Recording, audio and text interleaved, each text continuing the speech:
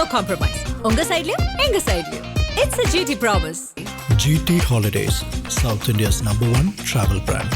இளைய தளபதி என திரைத்துறையில் நட்சத்திர அந்தஸ்தை பெற்ற விஜய் இப்போது தமிழக அரசியல் களத்தின் நிஜ கதாநாயகனாக உருவெடுத்திருக்கிறார்.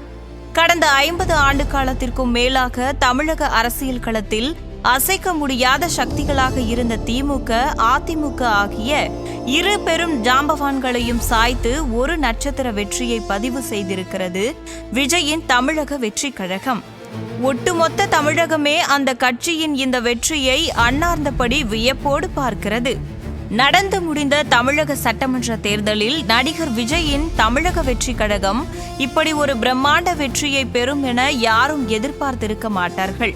ஏற்கனவே தமிழகத்தில் பாக்யராஜ், விஜயகாந்த், டி ராஜேந்தர், சரத்குமார் போன்ற திரைப்பிரபலங்கள் வரிசையில் இவரும் ஒரு கட்சியை தொடங்கியிருக்கிறார் என்ற அளவில்தான் தமிழக அரசியல் களம் விஜயை மதிப்பீடு செய்தது. தமிழக திரையுலகில் மட்டுமில்லாமல் தென்னிந்திய அளவிலேயே பிரபல கதாநாயகனாக அறியப்படும் விஜய் அந்த துறையில் உச்சத்தில் இருக்கும்போதே அரசியலுக்குள் நுழைந்ததால் அவருக்கான ஆதரவு அலை பேரலையாக மாறியிருக்கிறது. இவரை விடவும் புகழ்மிக்க விஜயகாந்த், கமலஹாசன் போன்றோர் திரையுலகில் தங்களுக்கான ஈர்ப்பு சற்று குறைய தொடங்கிய போதுதான் அரசியல் களத்திற்கு வந்தார்கள். ஆனால் விஜய் உச்சத்தில் இருக்கும்போதே திரைத்துறையை விட்டுவிட்டு அரசியலுக்கு வந்திருப்பதால் அவர் மீதான ஈர்ப்பு அதிகமாகி இருக்கிறது. அதனால்தான் பிற அரசியல் கட்சிகளுக்கும் அரசியல் ஜாம்பவான்களுக்கும் சவால் விடக்கூடிய வகையில் இந்த சட்டமன்ற தேர்தலில் விஜய் கட்சி மிகப்பெரிய ஒரு தாக்கத்தை ஏற்படுத்தியிருக்கிறது. கடந்த 2010ஆம் ஆண்டு வரை திரைத்துறை என்ற ஒற்றை பாதையில்தான் விஜய் பயணித்து வந்தார். அதற்கு பிறகு வெளியான அவரது சில திரைப்படங்கள் சர்ச்சைகளில் சிக்கிய போது அரசியல் படிக்கத் தொடங்கினார் விஜய். அப்படியே அரசியல் களத்திலும் பயணிக்க முடிவு செய்தார். குறிப்பாக கடந்த 2011ஆம் ஆண்டு வெளியான அவரது காவலன் திரைப்படத்தின் தொலைக்காட்சி உரிமம் பெறுவதில் பெரும் பிரச்சினை ஏற்பட்டது. அரசியல் தலையீடுகள் அதிகரித்து படம் திரைக்கு வர முடியாது என்ற நிலை ஏற்பட்டது. அன்றைக்கு இருந்த தமிழக அரசியலை விஜய் அப்போது உள்வாங்கினார். அப்போது அவர் தனிப்பட்ட சில முயற்சிகளை எடுத்ததால் ஒரு வழியாக அந்த படம் வெளியாகியிருந்தது. அதில் கிடைத்த அனுபவத்தை கொண்டுதான் 2013ஆம் ஆண்டு விஜயின் தலைவா திரைப்படம் அரசியல் வாடையோடு திரைக்களத்திற்கு வந்தது. அந்த படத்தின் டைட்டிலுக்கு கீழே வழிநடத்தி செல்வதற்கான நேரம் என்பதை குறிக்கும் டைம் டு லீட் என்ற ஆங்கில வாசகம் இடம்பெற்று இருந்தது. அப்போதைய ஆளும் கட்சியான அதிமுக இதனை அறவே விரும்பவில்லை. அந்த திரைப்படத்திற்கும் இடையூறுகள் ஏற்பட்டன. அதன் பிறகு வெளியான விஜயின் அடுத்தடுத்த திரைப்படங்கள் வெளிப்படையாக அரசியல் பேசத் தொடங்கின. அரசியல் களத்திற்கு வரத்துடிக்கும் விஜயின் ஆர்வத்தை அவை வெளிப்படுத்த தவறவில்லை. இதற்கு அடுத்ததாக வெளியான சர்கார் திரைப்படத்தில் அரசியல் நெடி சற்று அதிகமாக இருந்தது. படத்தின் இசை வெளியீட்டு நிகழ்ச்சியில் பேசிய விஜய், நெருக்கடியான ஒரு நேரத்தில் ஒரு நல்ல தலைவர் வருவார், அவர் நல்ல சர்கார் அமைப்பார் என சூசகமாக பேசி தமிழக அரசியல் களத்தில் ஒரு சிறிய அதிர்வை ஏற்படுத்தினார். இதேபோல் அடுத்து வெளியான பிகில் போன்ற திரைப்படங்களும் விஜயின் அரசியல் ஈடுபாட்டை வெளிப்படுத்தியிருந்தன. ஒரு அரசியல் இயக்கத்தை உருவாக்குவதற்கான நேரம் வந்துவிட்டது என்பதை வெளிப்படுத்தும் விதமாக ஏற்கனவே செயல்பாட்டில் இருந்த தனது ரசிகர் மன்றத்தை மக்கள் இயக்கமாக மாற்றி அதன் பணிகளை தீவிரப்படுத்தியிருந்தார். அடிக்கடி ரசிகர்களை சந்திப்பது, மக்கள் இயக்கம் தொடர்பான பணிகளை வேகப்படுத்துவது போன்றவற்றில் விஜய் மிகுந்த ஆர்வம் காட்டியிருந்தார். 10 மற்றும் 12ஆம் வகுப்பு பொதுத் தேர்வில் மாநில அளவில் சாதனை படைக்கும் மாணவ மாணவிகளை அழைத்து தொகுதி வாரியாக விருது வழங்கும் நிகழ்ச்சிகளை நடத்தி தனது அரசியல் பயணத்திற்கான அச்சாரத்தை வலுப்படுத்தினார். இப்படித்தான் அவரது அரசியல் பாதையும் நீண்டு கொண்டே இருந்தது. இப்போது தமிழக வெற்றி கழகம் என்று பதிவு செய்யப்பட்ட ஒரு அரசியல் இயக்கமாக அது மாறியிருக்கிறது.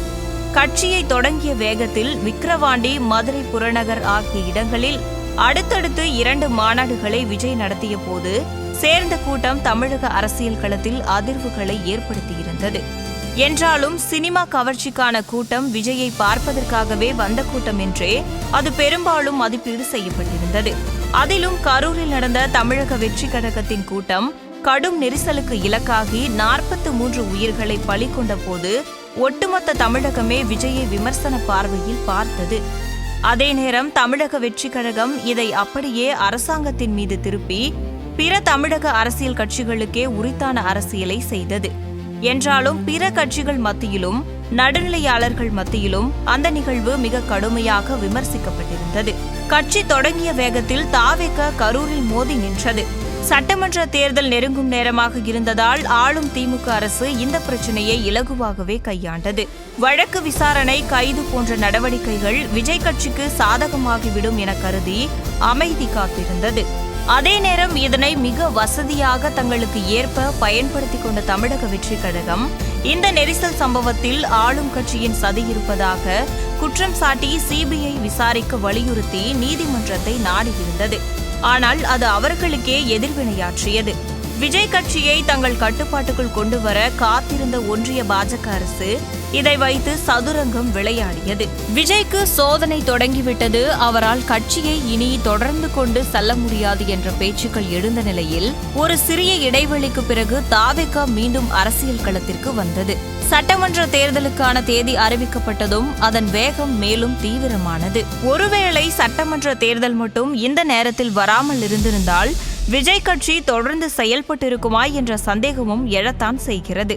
தமிழகத்தின் பல்வேறு பகுதிகளுக்கும் சென்று விஜய் பிரச்சாரம் செய்திருந்தார். தமிழக அரசியலில் ஆழமாக வேரூன்றி இருக்கும் திமுக, அதிமுகவுக்கு மாற்றாக மூன்றாவது ஒரு மாற்று இயக்கத்திற்கான எதிர்பார்ப்பு என்பது கடந்த பல வருடங்களாகவே தமிழக மக்கள் மத்தியில் ஒரு தீவிர தாகமாக இருக்கிறது. அதனால்தான் கடந்த 20 ஆண்டுகளுக்கு முன்பு விஜயகாந்த் கட்சி தொடங்கிய போது அவருக்கு மக்கள் மத்தியில் மிகப்பெரிய ஒரு ஆதரவு இருந்தது. என்றாலும் பிரதான கட்சிகளின் அரசியல் தந்திரம், கட்சியை தொடர்ந்து வழிநடத்துவதில் விஜயகாந்த் கட்சி செய்த பல்வேறு தவறுகள் போன்றவற்றால் ஒரு கட்டத்தில் அந்த கட்சி வளர்ச்சி அப்படியே நின்று போனது. அதன் பிறகு மாற்று சக்தி என்ற இன்னொரு முகமாக கமல்ஹாசனின் மக்கள் நீதி மையம் உருவான போதும் சினிமா ரசிகர்கள் மற்றும் பொதுமக்கள் மத்தியில் அவருக்கு ஆதரவு இருப்பது போன்ற ஒரு தோற்றம் உருவானது. ஆனால் கமல்ஹாசனும் ஒரு பகுதி நேர அரசியல்வாதி போல் செயல்பட்டதால் மக்கள் நீதி மையமும் பிரேக் டவுனான பேருந்து போல் வழியிலேயே நின்று போனது. என்றாலும் அதிமுக, திமுக தவிர்த்த அந்த மூன்றாவது கட்சிக்கான காத்திருப்பு தமிழக மக்கள் மத்தியில் இன்றும் இருந்து கொண்டிருக்கிறது. விஜய் கட்சி மீதான மிக பிரம்மாண்டமான ஆதரவுக்கு இதுவும் ஒரு முக்கிய காரணமாகும்.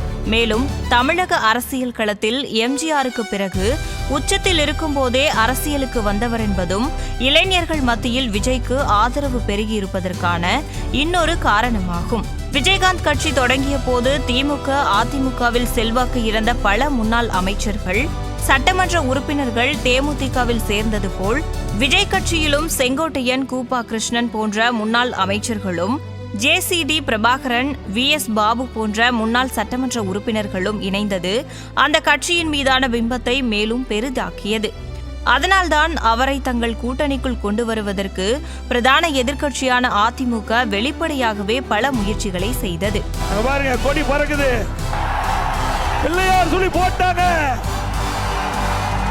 அதன் கூட்டணி கட்சியான பாஜகவும் அதற்கான காய் நகர்த்தல்களை செய்து கொண்டுதான் இருந்தது. ஆனால் கூட்டணி சேர்ந்த காரணத்தால் தான் விஜயகாந்தின் தேமுதிக தேய்ந்து போன அனுபவம் விஜய்க்கு எச்சரிக்கை மணி அடித்தது. என்றாலும் காலத்தின் தேவை கருதி கூட்டணி ஆட்சி என்ற அறிவிப்பை வெளியிட்டு தாவேக தலைமையில் கூட்டணி அமைப்பதற்கான முயற்சிகளில் விஜய் ஈடுபட்டார். அது கைகூடாத நிலையில் தனித்தே களமிறங்கினார் விஜய். திரைத்துறையில் தனக்கு இருக்கும் செல்வாக்கின் உதவியோடு தமிழக மக்கள் மீது நம்பிக்கை வைத்து மிக துணிச்சலாக சட்டமன்ற தேர்தலை சந்தித்தார். தமிழகத்தை பலமுறை ஆட்சி செய்த திமுக, அதிமுக கட்சிகளை மொத்தமுள்ள 234 தொகுதிகளில் போட்டியிடாத நிலையில் அறிமுக தேர்தலிலேயே அனைத்து தொகுதிகளிலும் தனது வேட்பாளர்களை களமிறக்கினார் விஜய். இதன் மூலம் ஒட்டுமொத்த தமிழகத்தின் கவனத்தையும் தன் பக்கம் ஈர்த்துள்ளார். தளபதியிட்ட கட்டளையை நிறைவேற்றும் விதமாக கட்சியின் அனைத்து வேட்பாளர்களும் தேர்தல் களத்தில் பம்பரமாக சுழன்று மக்களை சந்தித்தார்கள். அவர்கள் சென்ற இடமெல்லாம் யாரும் எதிர்பாராத வகையில் மக்களின் பேராதரவு காணப்பட்டது. தமிழகத்தில் ஒரு மாற்று சக்தி வந்துவிடாதா என மக்கள் ஏங்கி தவித்ததன் வெளிப்பாடாகவே அது அமைந்திருந்தது. பிரச்சார களத்தில் விஜய் கட்சிக்கு இருந்த பேராதரவு அப்படியே வாக்குப்பதிவு தினத்தன்று ஓட்டுகளாக மாறியிருந்தன. அதன் விளைவாகத்தான் ஒட்டுமொத்த தமிழகமே, ஏன் இந்தியாவே இன்று வியப்போடு பார்த்திருக்கிறது. ஆம், 100 ஆண்டுக்கும் அதிகமான இடங்களில் வெற்றிக்கனியை பறித்திருக்கிறது தமிழக வெற்றிக் கழகம். இதன் மூலம் ஆளும் திமுகவிற்கு மிகப்பெரிய அதிர்ச்சி வைத்தியம் கொடுத்திருக்கிறார் விஜய்.